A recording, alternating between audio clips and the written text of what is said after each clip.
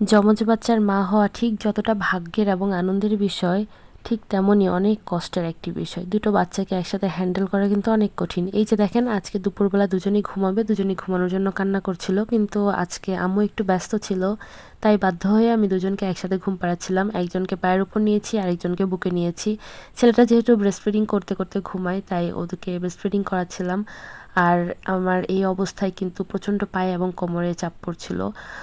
খুব খুব খারাপ লাগছিল, কিন্তু কিছু করার নেই, এরকমভাবে করতে হবে যেহেতু দুজনই ঘুমানোর জন্য কান্না করছিল।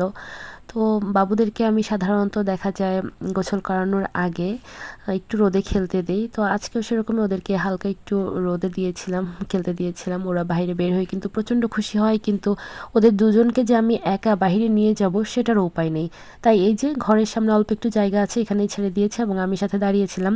আর তারপর নিয়ে এলাম গোসল করাতে। বাথরুম হচ্ছে ওদের সব থেকে প্রিয় জায়গা, সব থেকে আনন্দ পায় পানি দিয়ে খেলা করার পর। কখনো একা একা ছাড়ি না, আজকে জাস্ট আপনাদের সাথে একটা ভিডিও শেয়ার করব, সেই জন্যই ভিডিওটা করা। ওদেরকে গোসল করিয়ে দিলাম। গোসল করানোর পর ওদের দুজনকে রেডি করানো, ওদের দুজনের শরীরের পানি মুছে দেওয়া, ওদেরকে কাপড় চোপড় পরানো, ওদেরকে অয়েল মাসাজ করা এত বেশি কঠিন একটা কাজ যেটা বলার বাইরে। যেটা করতে আমার 2 মিনিট লাগে না, সেটা ওরা আমাকে 10, 15, 20 মিনিট সময় নিয়ে করায়। একটা কাজ করলে উঠে দৌড় দেয়, আরেকটা করলে উঠে দৌড় দেয়। আসলে মাঝে মাঝে মনে হয় বাবু যখন ছোট ছিল তখনই ভালো ছিল। এখন হাঁটতে পেরে এত দুষ্টামি করে, আর দুজনকে হ্যান্ডেল করতে মাঝে মাঝে এত বেশি কষ্ট হয়, মাঝে মাঝে ফেড আপ হয়ে যায়। মাঝে মাঝে অনেক কষ্ট হয়, কিন্তু ওদের মুখের হাসি, ওদের এই চঞ্চলানি, ওদের এই দুষ্টামিগুলো দেখলে আমি সব ভুলে যাই।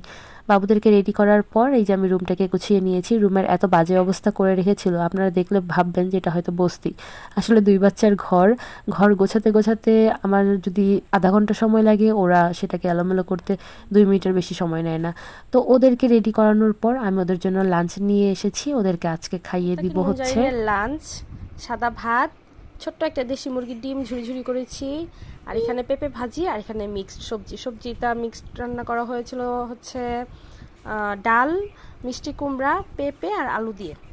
এই যে এইটুকু ডিম নিয়েছি, এইটুকু সবজি নিয়েছি, এগুলো তারা শেষ করবে না, জানি না ভাতও কতটুকু খায়। চলুন দেখা যাক, খাইয়ে তারপর আপডেট দিচ্ছি।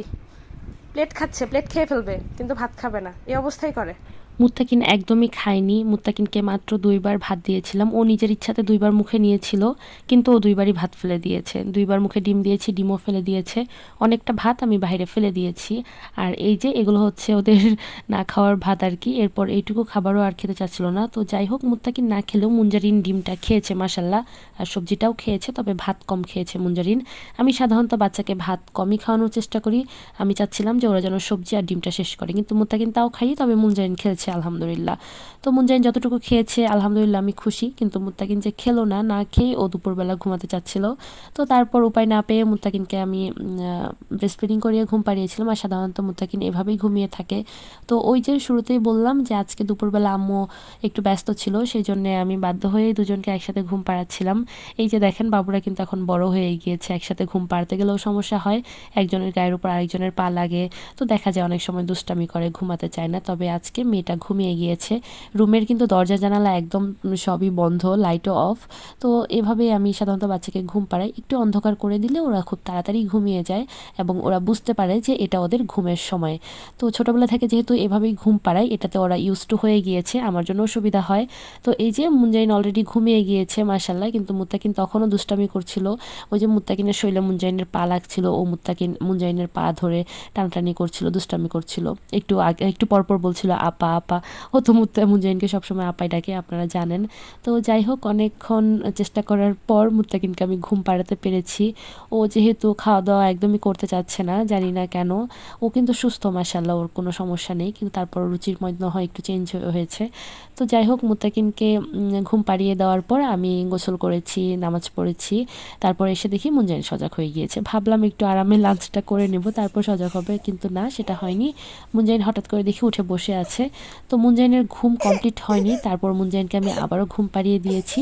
আর মুঞ্জাইনের কান্না শুনে মুত্তাকিনও সজাগ হয়ে গিয়েছিল। তারপর মুত্তাকিনকেও ঘুম পাড়ানো হলো। মুত্তাকিন মুঞ্জাইনের ঘুম যদি কমপ্লিট হয়, তাহলে সাধারণত ওরা ঘুম থেকে উঠেই হাসে, আর যদি ঘুম কমপ্লিট না হয় তাহলে খুব কান্না করে, খুঁতখুত করে, কুল থেকে নামতে চাইবে না। তো আমি বুঝি যে ঘুমটা কমপ্লিট হয়নি। তারপর যদি আমি আবার চেষ্টা করি, তাহলে ওরা আবার ঘুমিয়ে যায়। তো আজকে দুপুরেও ঠিক একই রকম কাহিনী হয়েছিল। এই যে তারপর আমি লাঞ্চ করে নিলাম ওদেরকে ঘুম পাড়ানোর পরে। এই হচ্ছে আমাদের দুপুরের কাহিনী। খাইনি। দুপুরে আমরা প্রচণ্ড ব্যস্ত সময় পার করি। দুপুরে ব্যস্ত সময়ের একটা অংশ আপনাদের সাথে শেয়ার করলাম। কেমন লাগলো প্লিজ কমেন্ট করে জানাবেন। ভালো লাগে please like, comment, share and follow my page.